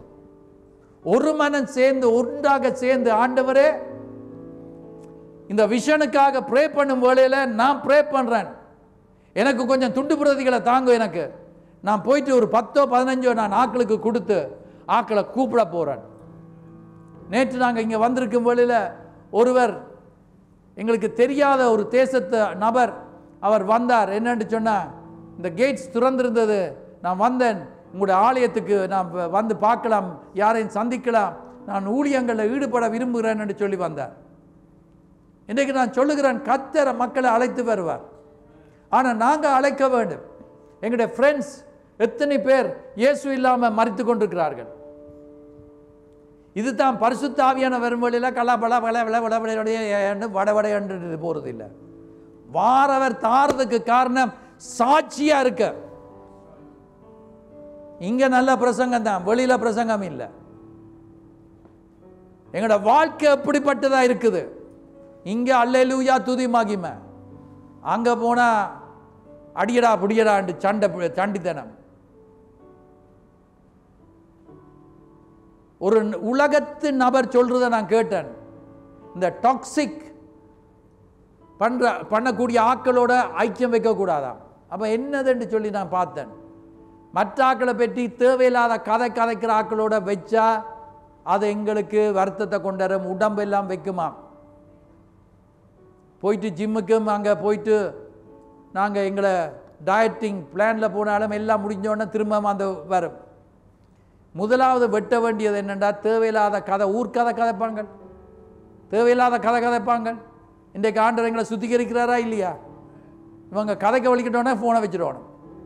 நேருக்கு நேரம் என்ன அண்ணன் இப்போ கதைக்கிறீங்கள இல்லை முந்தி மாதிரி, ஓம் அண்ணன் எனக்கு சரியான பிஸி, எனக்கு டைம் இல்லை, எனக்கு டைம் இல்லை. ஊர்க்கதை கதைக்க உங்களுக்கு தெரியுமா, அவங்களுக்கு அது நடந்தது, இவங்களுக்கு என்ன, எனக்கு நோ டைம். எங்களை சுத்திகரிக்க வேண்டும் என்ற பரிசுத்தத்தை கெடுக்கிறதுக்கெண்டே சில ஆக்கள் இருக்கிறாங்க, பிசாசுடைய ஏஜென்ட்ஸ். இங்கே நல்லா தான் இருப்பாங்க, வெளியில் போயிட்டு நீ பார்த்தியா இன்றைக்கு அவள் போட்டுட்டு வந்த உடுப்பை பார்த்தியா, என்ன மாதிரி போட்டா, அவள் போட்டுட்டு வந்த, நீ யார் அவையா பார்க்க வந்த? கர்த்தரை பார்க்க வந்த, நீ கர்த்தரை துதிச்சுட்டு போ. ஒரு அம்மா சொன்னாவான் பாஸ்டர்கிட்ட வந்து, இந்த சர்ச்சில் இருக்க மாட்டேன், எனக்கு இந்த சர்ச் பிடிக்கல, சர்ச்சை விட்டு போகிறேன். ஏனம்மா ஆக்கள் எல்லாம் சரியில்லையான்னு சொன்னா. ஓகே, அந்த போதர் சொன்னாராம், நான் சொல்கிற வேலையை ஒன்று செய்து போட்டு போவேண்டு. அவர் சொன்னார், நிச்சயமாக செய்கிறேன். ஆக்கள் சேர்ச்சுக்கு வந்துரு கேட்க தேவையில்லாத கதைகள் கதைக்குச்சு, தேவையில்லாத ஒழுங்கில்லாத உடுப்புகள் எல்லாம் போட்டுட்டு வாரத அங்கே வாராங்கள். ஆனால் நான் சொல்கிற வேலையை நீ ஒன்று செய்யன்னு சொல்லிட்டு சொன்னாராம், ஒரு ஜக் நிறைய தண்ணீரை ஃபுல்லாக நிரப்பிட்டு நாங்கள் சர்வீஸை ஆரம்பித்த டைம்லேருந்து 3 தடவை சுற்றி வா, சர்ச்சை சுற்றி வா, காங்கிரிகேஷனை சுற்றி வா, அதுக்கு பிறகு நீ போகலாமண்டு. அது என்ன ஈஸி வேலைன்ட்டு 3 தடவை தண்ணியை ஃபுல்லாக வச்சு கொட்டக்கூடாது, தண்ணி சிந்தக்கூடாது, கவனமாக கொண்டு வரணும். சிந்தினா நீ போயிடாது. இவ போதானே வேணும். மிக கவனமாக மெல்லமாக நடந்து 3 தடவை சுற்றிட்டா காங்கிரிகேஷனை, சபையாரை சுற்றிட்டா. கொண்டு வந்து போதட்டு சொன்னால், நான் கொட்டவே இல்லை, பாருங்கள் காப்பீட்டில் எல்லாம் நல்லா இருக்குது, நான் கொட்டே இல்லை. அவர் சொன்னார், ஆரம்மா இன்றைக்கு உன்னை பற்றி கூடாமல் கதைச்சிது, நான் அதை கவனிக்கலை. ஆரம்மா இன்றைக்கு சரியில்லாத உடுப்பு போட்டு வந்தேன், நான் கவனிக்கலை. ஆரம்மா தேவையில்லாத காரியங்கள் செய்கிறாங்க, ஒன்றையும் கவனிக்கலை. நீ வந்தனி உண்ட வேலை என்னது, தண்ணியை கவனமாக கொண்டு போகிறதுக்கு செய்தன்னு போல நீ மற்றவங்களை சுற்றி பார்த்து கொண்டிருக்காம கத்தரை நீ நோக்கி பார்க்க வந்த. நீ கத்தரை நோக்கி பார்த்தா கத்தர் பெரிய காரியங்கள் செய்வார். அதுக்கு பிறகு எங்களுக்கு கத்தர் மேலே ஒரு அன்பு வரும், விருப்பம் வரும். இன்றைக்கு நாங்கள் மனுஷரை பார்க்குறது, நீங்கள் எங்கே வாங்கினீங்க, இது அதை எங்கே வாங்கினீங்க, கேட்குறதுல தப்பு கிடையாது. ஆனால் அதையே பார்த்து கொண்டு சர்வீஸ் முடிய மட்டும் அதுக்காக தான் நிற்கிறது. நான் இங்கே கத்தி பிரசங்கம் பண்ணுறது கேட்பார் இல்லை. இன்றைக்கு இந்த காலவெளியில் பரிசுத்த ஆவியானவரை குறித்து நாங்கள் பேசும் வழியில் பரிசுத்த ஆவியானவர் எங்களோடு பேசுவார். அவர் அடிப்பேன் என்று கொண்டு வர மாட்டார், கொள்ளுவேன் என்று வர மாட்டார். அவர் மென்மையானவர், மெதுமையானவர். அவரை துக்கப்படுத்தக்கூடாது, அவரை எந்த விதத்திலையும் வேதனைப்படுத்திடக்கூடாது. அவருக்கு விருப்பம் இல்லாத காரியங்கள் செய்தால் ஃபோர்ஸ் பண்ண மாட்டார், பேசாமல் ஒதுங்கிடுவார். இன்றைக்கு பரிசுத்த ஆவியான நம்மோடு பேசி கொண்டிருக்கிறார். பரிசுத்தமாக இருக்கிறவன் இன்னும் பரிசுத்தத்துக்குள்ள ஆண்டவர் வழி நடத்த எங்களோடு பேசுகிறார். ஆகவே எங்களுக்குள்ள ஒரு மனம் இருக்குதா, ஜெபம் இருக்குதா? இன்றைக்கு நாங்கள் ஒரு மனப்பட்டு நாங்கள் ஜெபம் பண்ண ஆரம்பிக்கும் வேளையில் ஆவியானவர் பெரிய காரியங்களை செய்வார் என்பதில் எங்களுக்கு நிச்சயமாக சந்தேகம் இல்லை. நாங்கள் எப்பொழுதும் ஒரு மனதோடு இருக்கிறது மாத்திரமில்லை, அந்த இடத்துல கூடியிருந்தவர்கள் ஒருவராகிலும் வெதுவெதுப்பாக இருக்கவில்லையா, ஏனோ தானோண்டு இருக்கவில்லையா. எவ்வளோ நேரம் பாஸ்டர் பீட்டர் இவ்வளவு பிரசங்கம் பண்ணி கொண்டிருக்கிறாரோ, அல்லாட்டா ஜெபம் பண்ணி கொண்டிருக்கிறாரோ, அல்லாட்டா மரியாள் அம்மா ஜெபம் பண்ணி கொண்டிருக்கிறாவோ, நாங்கள் என்ன எங்களுக்கு இன்றைக்கு சாப்பாடு இல்லையோன்னு யோசிக்கல. அவங்க எல்லாரும் ஒருமனப்பட்டவள வந்தாங்க. சுமார் ட்ரெயின் போகிற மாதிரி ஜெபம் பயங்கரமாக போய்கொண்டிருக்குது. ஒரு தேவனுடைய ஊழியக்காரன் சொன்னார், ஆண்டவர் தந்த பாஷையில் ஜெப பாஷை, அதை குறித்து நான் சொல்லி தந்திருக்கிறேன். ஆவியில் நிரம்பி ஜெபம் பண்ணிங்கண்டா 1 மணித்தியாலம் ஆண்டவர் பெரிய காரியங்களை செய்வார் என்று அதை சொல்லி கொடுத்து எனக்கு சாட்சி இருக்குது. ஆக்கள் சொல்லியிருக்கிறாங்க என்ன நடக்குது என்று சொல்லி. இன்றைக்கு அருமையான தேவனுடைய பிள்ளைகளை, கர்த்தர் நம்மோடு இருக்கிறார். இன்றைக்கு அவர் எங்களை பேசுகிறார் என்றா, come back to the first love, முதல் ஆதியில் இருந்த அன்புக்கு வா. ஜெபம் பண்ணுவீங்க முந்தி, இப்போ வீட்டில் கூட்டமே வைக்கிறது இல்லை, வீட்டில் ஜெபமே இல்லை, எல்லாம் கதைக்கிறதுக்கு போகிறதுக்கு எல்லாம் நல்லா குடும்பமாக செய்கிறோம், ஆனால் ஜெபம் பண்ண எங்களுக்கு நேரம் இல்லை. இன்றைக்கு கர்த்தர் சொல்கிறார், நம்பர் 1, இன்றைக்கு நாங்கள் ஒருமனப்பட்டு சபையிலையும் சேர்ந்து ஜெபம் பண்ண போகிறோம், குடும்பமாக சேர்ந்து ஜெபம் பண்ண போகிறோம். நான் கையெழுத்த ஒருத்தரையும் கேட்கல. ஜெபம் பண்ணாத ஆக்கள் கையெழுத்து கொண்டா உயர்த்த மாட்டீங்க, ஜெபம் பண்ணுற ஆக்கள் கையெழுத்து கொண்டா சிலர் உயர்த்துவீங்க, சிலர் உயர்த்த மாட்டீங்க. ஸோ அப்படி ஒன்றும் சொல்ல விருப்பம் இல்லை. ஆனால் கர்த்தர் எங்களோடு பேசும் வழியில் கர்த்தர் எங்களோடு பேசுகிறார்.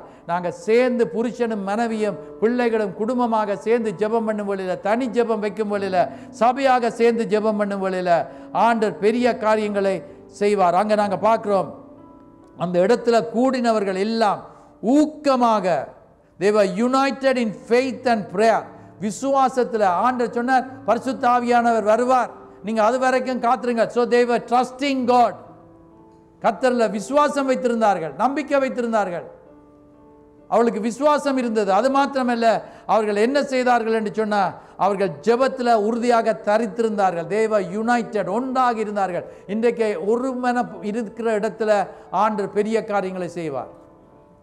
சில இடங்கள்ல அந்த ஒரு மனம் இல்லை. இன்றைக்கு அடித்து எங்களோட உள்ளத்தில் பதித்து வைக்க வேண்டியது எனக்குள்ள அந்த ஒரு மனம் வேணும். சேர்ச்சில் மாத்திரம் இல்லை, எந்த ஒரு காரியத்திலையும் ஆண்டவருக்காக செய்கிற சண்டித்தனத்துக்கு ஒரு மனம் இருக்குது, குழப்பத்துக்கு ஒரு மனம் இருக்குது. நீங்கள் பார்த்துருக்குறீங்க தானே, நான் சொல்ல போகிறது இல்லை எங்கெங்கே எல்லாம் நடந்திருக்குதாண்டு.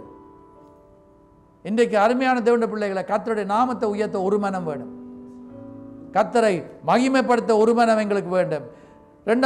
இரண்டாவது வசனத்தை வாசிங்கள்.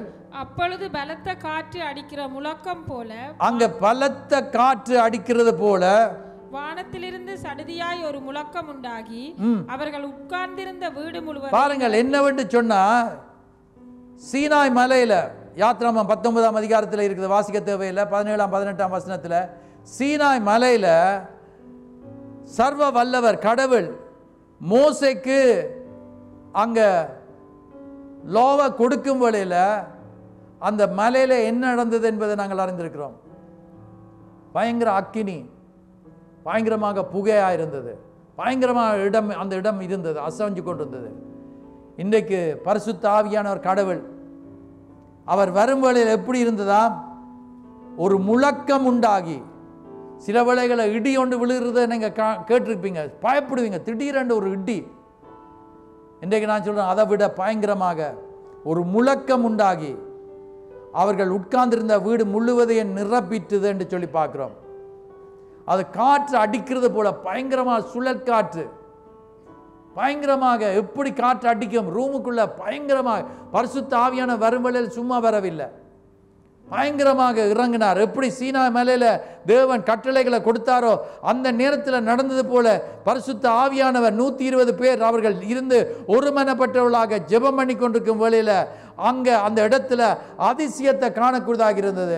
அவர்கள் பரிசுத்த அடுத்த வசனத்தில் பார்க்கிறோம், 3ஆம் வசனம், அல்லாமலும் அக்கினிமயமான நாவுகள் போல, அக்கினிமயமான நாவுகள் போல பிரிந்திருக்க நாவுகள் அவர்களுக்கு காணப்பட்டு அவர்கள் ஒவ்வொரு மேலும் வந்து அமர்ந்தது. பரிசுத்த ஆவியானவர் வந்து இறங்கினார் ஒவ்வொரு தலையிலையும். அங்க பார்க்கும் பொழுது அக்கினிமயமான நாவுகள் பற்றி எரிந்து கொண்டிருக்குது.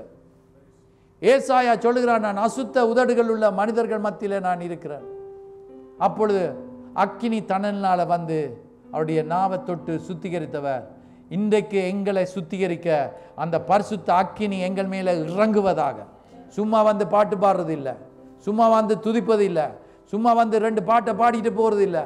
நாங்கள் வரும் வழியில் ஆண்டவர் எங்களை சுத்தம் செய்யும். ஆண்டவரே, நேற்று இருந்ததை விட இன்றைக்கு இன்னும் மும்மண்டல் நெருங்கி வர எனக்கு இந்த உலக காரியங்கள் எல்லாம் குப்பை என்று நான் எண்ணுகிறேன், இவைகள் எல்லாம் ஒன்றுமில்லை என்று எண்ணுகிறேன். எனக்கு மேன்மையான உண்மையைத்தான் நான் பார்க்கிறேன். ஆண்டவரே, உண்மைத்தான் நான் நோக்கி பார்க்கிறேன். கர்த்தரை நோக்கி பார்க்கும் பொழுது கர்த்தர் பெரிய காரியங்களை செய்வார்.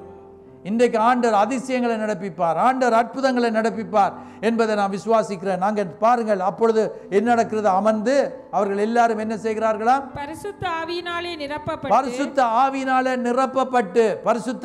நிரப்பப்பட்டு அவர் ஆவியானவர் தங்களுக்குள்ளே பரிசுத்த ஆவியானவர் தங்களுக்கு தந்தருளின வரத்தின்படியே வெவ்வேறு பாஷைகளை அவருக்கு கொடுத்த வரத்தின்படியே வெவ்வேறு பாஷைகளில் பேச ஆரம்பிக்கும் வேளையில, நான் உங்களுக்கு வெள்ளனையே சொன்னேன், யூதர்கள் பல தேசங்கள்ல இருந்து வந்து கூடியிருக்கிறார்கள் பெந்தெக்கோஸ்து கொண்டாட்டத்துக்காக, அந்த விழாக்காக வந்திருக்கிறார்கள். அந்த இடத்துல அங்கே அநேகர் வந்து இருக்கும் வேளையில இவர்கள் என்ன செய்கிறார்கள் என்றால், 5ஆம் வசனத்தில் பார்ப்பீங்க, வானத்தின் கீழ் இருக்கிற சகல தேசத்தாரிலும் இருந்து வந்த தேவ பக்தியுள்ள யூதர்கள் அப்பொழுது எருசலேமில் வாசம் பண்ணி கொண்டிருக்கிறார்கள்.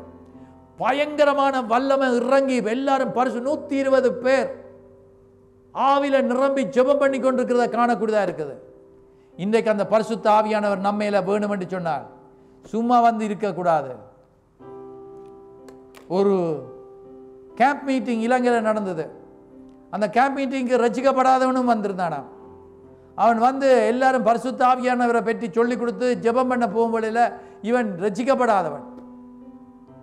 ரசிக்கப்படாதவங்களும் பைபிள் ஸ்கூலில் இருப்பாங்க.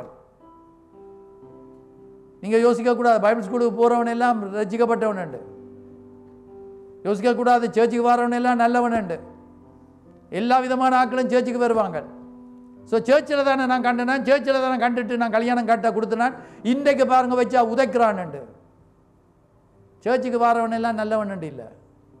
அங்கே கேம்ப் மீட்டிங்க்கு அங்கே போய் எல்லாரும் பரிசுத்த ஆவியில பெற்று ஜெபம் பண்ணும் வேளையில் இதை எனக்கு ஒரு ஊழியக்காரன் சொன்னார். ஒருவன் இருந்து சத்தமாக சொல்லி ஜெபம் பண்ணி கொண்டிருக்கிறானாம். அவனும் பார்த்தான் எல்லாரும் ஏதோ விதமான பாஷைகளில் பேசுகிறாங்க. நானும் ஒன்றை சொல்லுவோம்னுட்டு அவனுக்கு கொஞ்சம் பைபிள் தெரியும். ஏலி ஏலி லமா சபக்தானி என்றானா. தெரிஞ்சவங்களுக்கு விளங்கி இருக்கு பாருங்க. அந்நிய பாஷை பேசுறேன். இப்போ போதற்கு தெரிஞ்சபடியா, போதற்கு தெரியாவிட்டா ஹல்லேலூயா அவன் பெற்றுட்டான்னு சொல்லியிருப்பான். இன்றைக்கு எத்தனையோ பேர் எத்தனையோ வார்த்தைகளை பேசி ஏமாத்துறாங்க. எல்லாரோடையும் சேர்ந்து பேசி விடுவார்கள். இன்றைக்கு எங்களுடைய இருதயத்தை கர்த்தர் பார்க்கிற தேவனாக இருக்கிறார். அவர் எங்களை சுத்திகரிக்கிறவராக இருக்கிறார், எங்களை பரிசுத்தப்படுத்துகிறவராக இருக்கிறார், எங்களை மாற்றுகிற தேவனாக இருக்கிறார். இன்றைக்கு எங்களுடைய வாழ்க்கை மற்றவர்களுக்கு ஆசீர்வாதமாக இருக்க நல்ல தூய்மையான பாத்திரங்களை பார்த்து எடுத்து பாய்ப்பார். இன்றைக்கு ஆண்டவர் எங்களை சுத்திகரிக்கிறார்.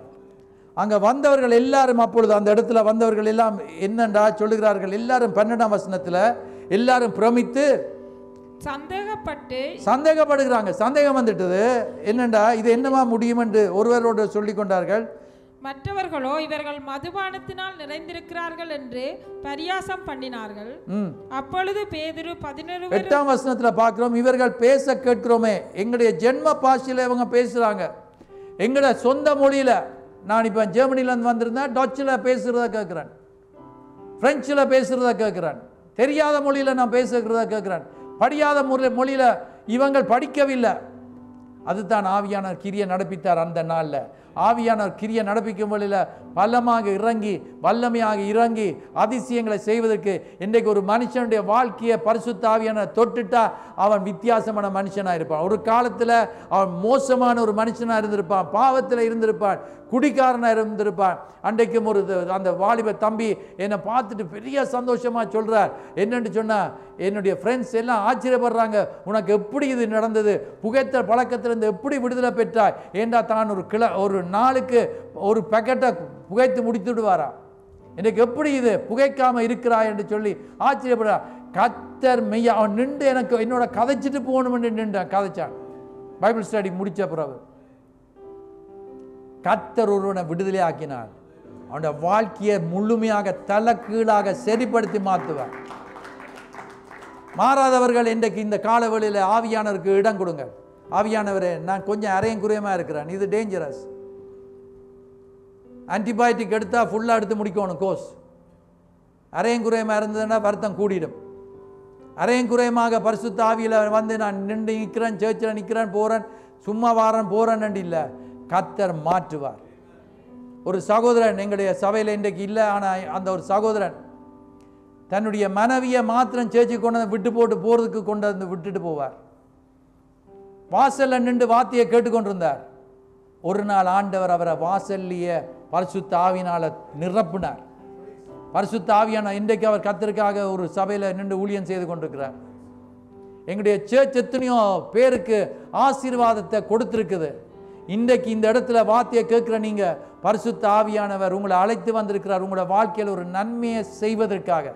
இந்த வருத்தங்கள் போனாலும் ஒரு நாள் செத்து தான் போக போகிறோம்.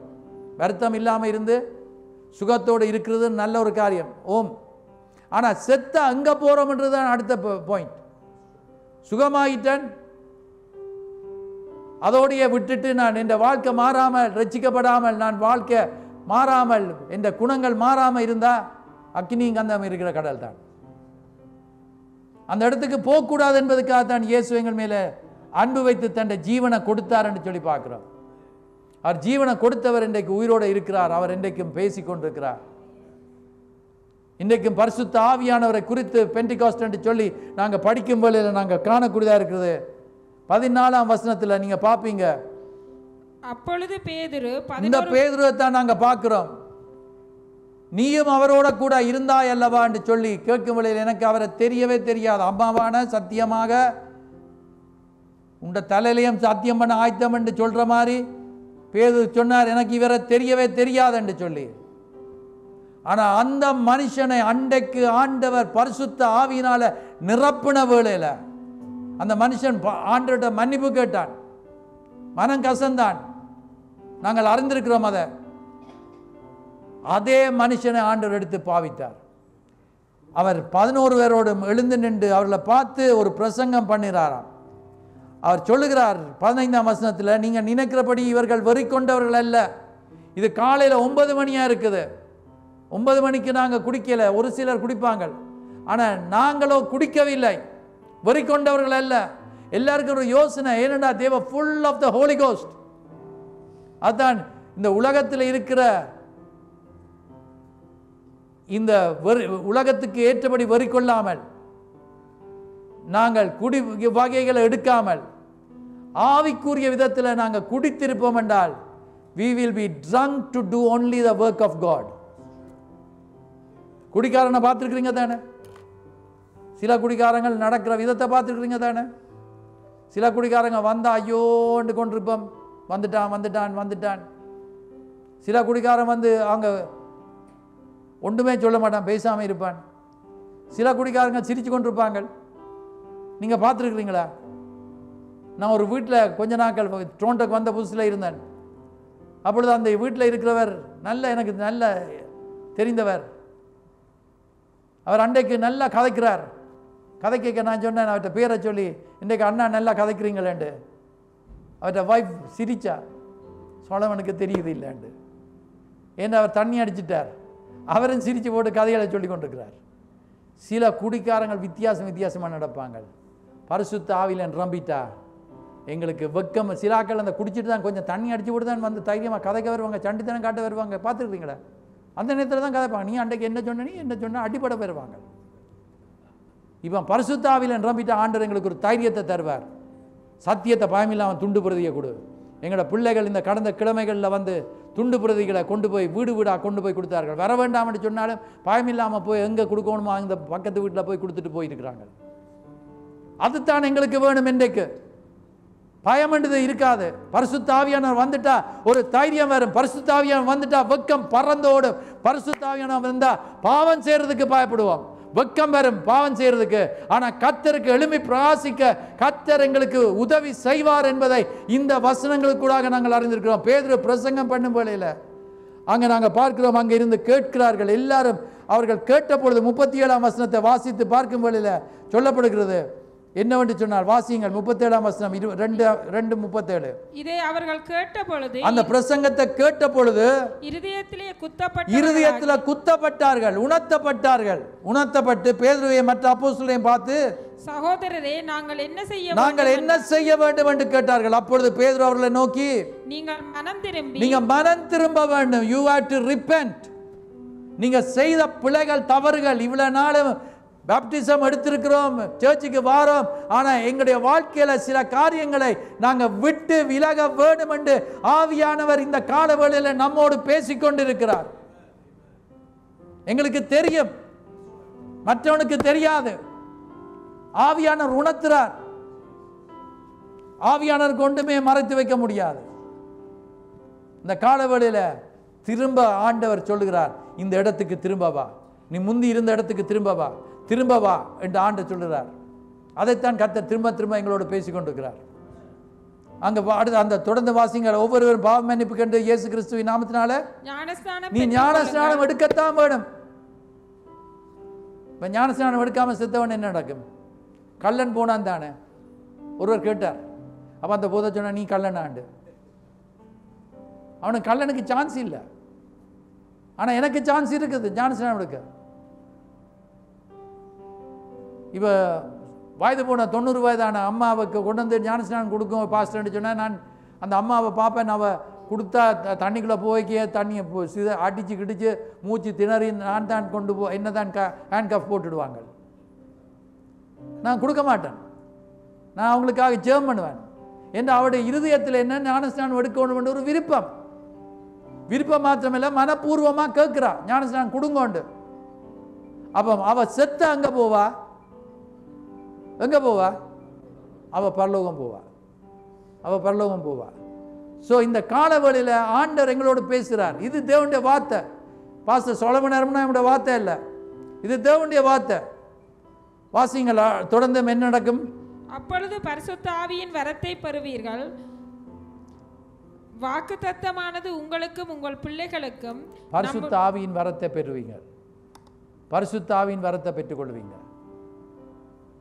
இப்போ ஆண்டவர் எங்களுக்கு தர ஆயத்தமாக இருக்கிறார், ஆண்டவர் தருகிறார். ஆகவே தான் நாங்கள் பார்க்குறோம், அந்த நாளில் கிட்டத்தட்ட அங்கே ரட்சிக்கப்பட்டவர்கள் 37 38 வசனத்தை வாசித்து பார்க்கும் வேளையில் அவர்களுக்கு சொல்லப்பட்டதை நாங்கள் இப்பொழுது வாசிக்க கேட்டோம். அதுக்கு பின்பதாக தொடர்ந்து வாசித்து பார்க்கும் வேளையில் அந்த வசனங்களை வாசித்து பாருங்கள். 41 வசனம், அவனுடைய வார்த்தையை அன்றைக்கு சந்தோஷமா ஏற்றுக்கொண்டவர்கள் ஞானஸ்நானம் பெற்றார்கள். அன்றைய தினம் ஏறக்குறைய 3000 கிட்டத்தட்ட 3000 பேர் அங்கே சேர்த்து கொள்ளப்பட்டார்கள். எவ்வளவு திரளான மக்கள் வந்திருப்பாங்களப்ப, எவ்வளவு ஆயிரக்கணக்கான மக்கள் வந்தாங்க. இது பரிசுத்த ஆவியானோட வேலை. பாருங்கள், அங்கே சொல்லப்படுகிறது 52 வசனத்தில் சொல்லப்படுகிறது. வாசியுங்கள்.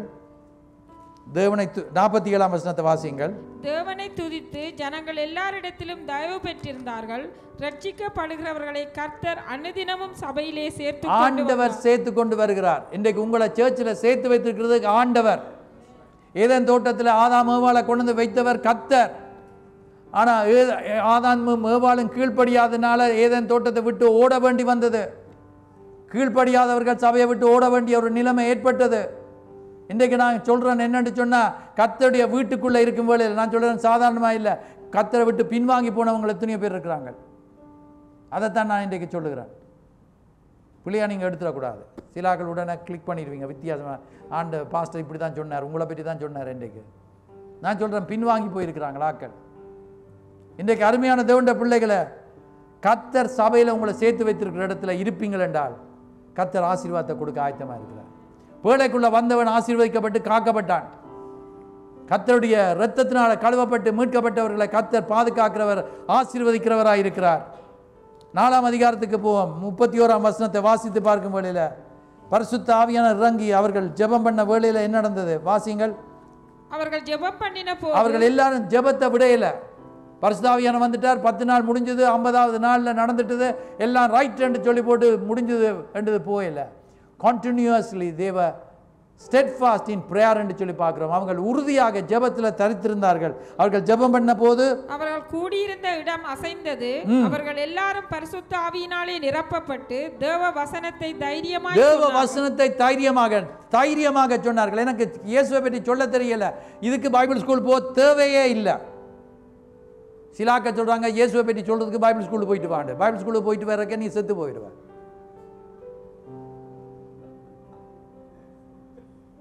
இருக்கிற நேரத்தில் உனக்கு தெரிஞ்சத, இயேசு அன்புள்ளவர், என்ற வாழ்க்கையில எனக்கு அற்புதத்தை செய்தார், எனக்கு சுகத்தை தந்தார், எனக்கு விடுதலையை தந்தார், அவ்வளவுதான் நீ சொல்ல வேண்டியது. எனக்கும் தருவாரான்னு கேட்பாங்க. நிச்சயமா இப்பவுமே தருவாருண்டா. நீங்க அந்த இடத்துல வச்சு ஜெர்மனிக்க சர்ச்சுக்கு வான்னு சொல்லி அங்க நீங்க சொல்ல தேவையில்லை. பாஸ்டரை மீட் பண்ண நீ வரணும், அவன் பயப்படுவான். பாஸ்டரை மீட் பண்ணாண்டு ஒருத்தரை மீட் பண்ண தேவையில்லை. அந்த இடத்துல ஜீசஸ் அவன் மீட் பண்றதுக்கு நீங்க சொல்லி கொடுங்க, அவங்க ரட்சிக்கப்படுவாங்க. ரட்சிக்கப்பட்டு உங்களை ஆண்டு எடுத்து பார்ப்பார். சின்ன பிள்ளைகளை பார்த்துக்கிறீங்க தானே, கிண்டர் கார்டன் ஸ்கூலுக்கு போகிற பிள்ளை வந்துட்டு மற்ற பிள்ளைக்கு படிப்பிச்சு கொடுக்குறது.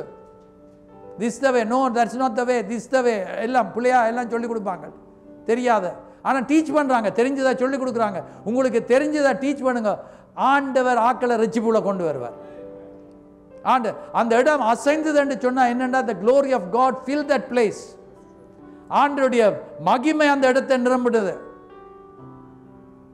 அதைத்தான் நாங்கள் குறிப்பிடுகிறது. வாசித்து பார்ப்போம். 13ஆம் அதிகாரத்துக்கு போவோம். அப்போஸ்தலர் 13:52 வாசித்து பார்க்கும் வேளையில் சொல்லப்படுகிறது.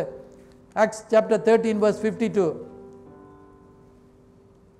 சீஷர்கள் சந்தோஷத்தினாலும் பரிசுத்த ஆவியினாலும் நிரப்பப்பட்டார்கள். இப்ப சந்தோஷம் வேணும் என்று சொன்னால் சீஷர்கள் சந்தோஷத்தினாலும் பரிசுத்த ஆவியினாலும் நிரப்பப்பட்டார்கள். சந்தோஷம் வேண்டும் என்று சொன்னால் பரிசுத்த ஆவியானவர் வரும் வேளையில் ஆண்டவர் சந்தோஷத்தை கொடுக்கிறவராக இருக்கிறார். நாங்கள் வேறு அந்த பாட்டிக்கு போகணும், இந்த பாட்டிக்கு போகணும், அங்கே போகணும், இது போகணும், இதை குடிக்கணும், அது சாப்பிடணும், இது சாப்பிட்டா சந்தோஷம், எல்லாம் கொஞ்ச நேரத்துக்கு தான். புது உடுப்பு போட்டால் கொஞ்ச நேரம் தான் சந்தோஷம். அந்த நாளில் ஒரு ஃபியூ ஹவர்ஸ் சந்தோஷம். சாப்பிட்டா வயிறு முட்டை சாப்பிட்டு நல்லா இருந்ததுன்னு சொல்லி கொஞ்சம், அதுக்கு பிறகு திரும்ப சாப்பாடு வேணும். எங்களுக்கு சந்தோஷம், நிரந்தரமான சந்தோஷத்தை கொடுக்கக்கூடியவர் இயேசு ஒருவர் தான். இந்த பரிசுத்த ஆவியானவர் இன்றைக்கு எங்களை எல்லாரையும் நிரப்புறதுக்கு வந்தவர் மாத்திரமில்லை, நிரப்பி இருக்கிறார். எந்த பிரச்சனை வந்தாலும், எந்த கஷ்டம் வந்தாலும் நான் உன்னை கைவிட மாட்டேன். எந்த புயல் அடித்தாலும், எந்த அலைகள் மோதினாலும், நீ அமிழ்ந்து போய்கொண்டிருந்தாலும், இயேசுவே என்னை ரட்சியும் என்று சொல்லி பேதுரு கூப்பிட்ட வேளையில் ஆண்டவர் தூக்கி அவனை எடுத்தவர். இன்றைக்கு எங்களை கரத்தை பிடித்து தூக்கி எடுக்கிறதுக்கு எந்த கஷ்டத்துக்கூடாக போனாலும் பரிசுத்த ஆவியானவர் எங்களுக்கு உதவி செய்வதற்கு வந்திருக்கிறார். இன்றைக்கு பரிசுத்த ஆவியானவர் சும்மா வந்து அந்நிய பாஷைகளை கலபலான்னு பேசிட்டு போறதுக்கு மாத்திரம் இல்லை, அவர் எங்களுக்கு பல காரியங்களை, எங்களுக்கு பைபிளை வாஞ்சியோடு படிக்கிறதுக்கு, பைபிளை வாசிக்கும் வேளையில் அவைகளில் இருக்கிற ஆழமான சத்தியங்களை, எங்களுக்கு தெரியாத சத்தியங்களை எங்களுக்கு வெளிப்படுத்தி காண்பிப்பார். என்னோடு சிலர் பேசுவாங்க, என்னோட கதைப்பாங்க. ஊழியத்தில் இருக்கிற பிள்ளைகளை என்னோட கதைக்கும் வேளையில், பைபிளை வாசிக்கும் வேளையில் இப்படி இருந்தது, இப்படி ஆண்டவர் காட்டினார், அப்படி காட்டினார் என்று சொல்லும் வேளையில் அந்த எவ்வளவு சந்தோஷமா இருக்குது கேட்க. தட்ஸ் த ஹோலி ஸ்பிரிட், பரிசுத்த ஆவியானவர். இந்த காலவெளியில் பரிசுத்த ஆவியானவர் எனக்கு தேவை. I need the Holy Spirit. நான் இப்போ ஹோலி ஸ்பிரிட்டோட நான் டைம் ஸ்பெண்ட் பண்ணுறது இல்லை. அவர் தான் கடவுள். எப்போ அந்த நாளில் தான் சபை பிறந்ததுன்னு சொல்லி பார்க்குறோம். பெந்தெகோஸ்து நாளில் அன்றைக்கு வந்தவர் இன்றைக்கு மட்டும் இந்த உலகத்தில் தான் இருக்கிறார், எங்களோடு இருக்கிறார், எங்களுடைய பின் சந்ததியோடும் இருப்பார். இயேசு வரும் வரைக்கும் till the church is raptured, சபை எடுத்துக்கொள்ளும் மட்டும் பரிசுத்த ஆவியானவர் கிரியை நடப்பித்துக் கொண்டே இருப்பார். எங்களோடு இருக்கிறார், எங்களை ஆசீர்வதிக்க இருக்கிறார். திரும்பவும் ஆண்டவர் எங்களை மாற்றுவாராக. உலகத்தில் நல்ல திறமான வேலை எங்களுக்கு இருக்கலாம், திறமான வீடு இருக்கலாம், திறமான குடும்பம் இருக்கலாம். ஆனால் அது எங்களை பரலோகத்துக்கு கொண்டு போகாது. கர்த்தரோடு உறவாடுவது தான் கர்த்தர் எங்களை கொண்டு போவார். இன்றைக்கு எங்களை எல்லாரையும் கர்த்தர் மாற்றுவாராக. இன்றைக்கு பரிசுத்த ஆவியானவர் கிரியை நடப்பிப்பாராக. ஒரு பிரிக்கப்பட்ட வாழ்க்கை நடத்துவோம். நாங்கள் சும்மா உலகத்திலேயே ஒரு காலை வச்சுக்கொண்டு 2 படகுல காலை வச்சா விழுவோம் தண்ணிக்குள்ள. இன்றைக்கு கர்த்தரை சேவிக்க போறோம்னா கர்த்தரை சேவிப்போம், பாகால சேவிக்க போறதுன்னா பாகால சேவிங்கள் என்று சொன்னது போல அவங்க சொன்னாங்க, நாங்கள் கர்த்தரையே சேவிப்போம். யோசுவா சொன்னார், நானும் என் வீட்டாரும் என்றால்.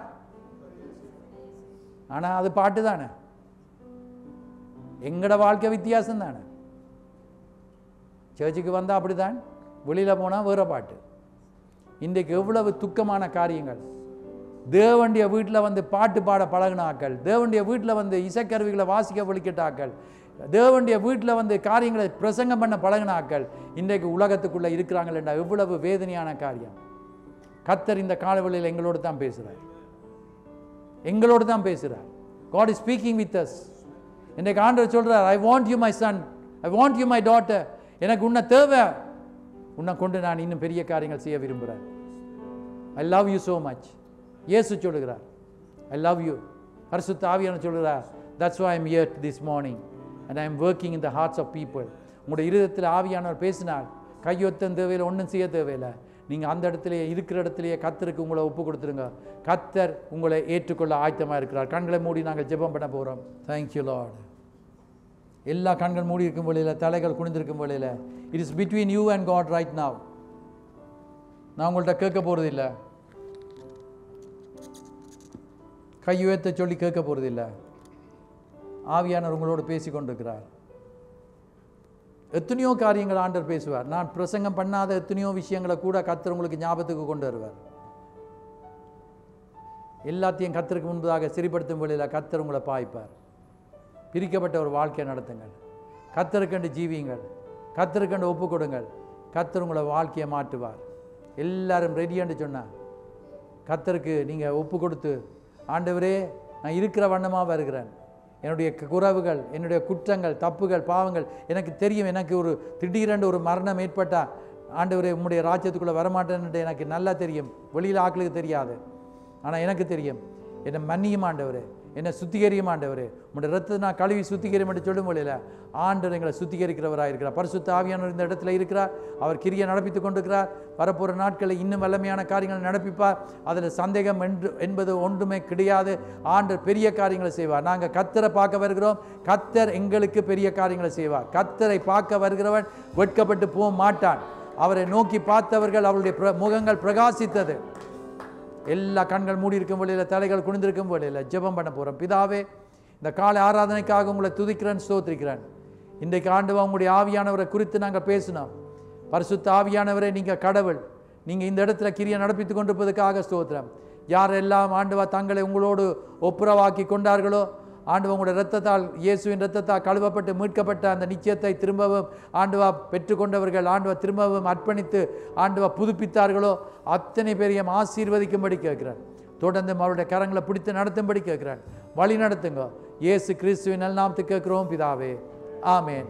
நம்முடைய கர்த்தராகிய இயேசு கிறிஸ்துவின் கிருபை, தேவனுடைய அன்பு, பரிசுத்த ஆவியானவருடைய ஐக்கியம் அவருக்காக வாழ ஒப்பு கொடுத்துக்கிற ஒவ்வொருவரோடும் இன்றும் இன்னும் சதா காலங்களிலும் எப்பொழுதும் இருப்பதாக. ஆமேன்.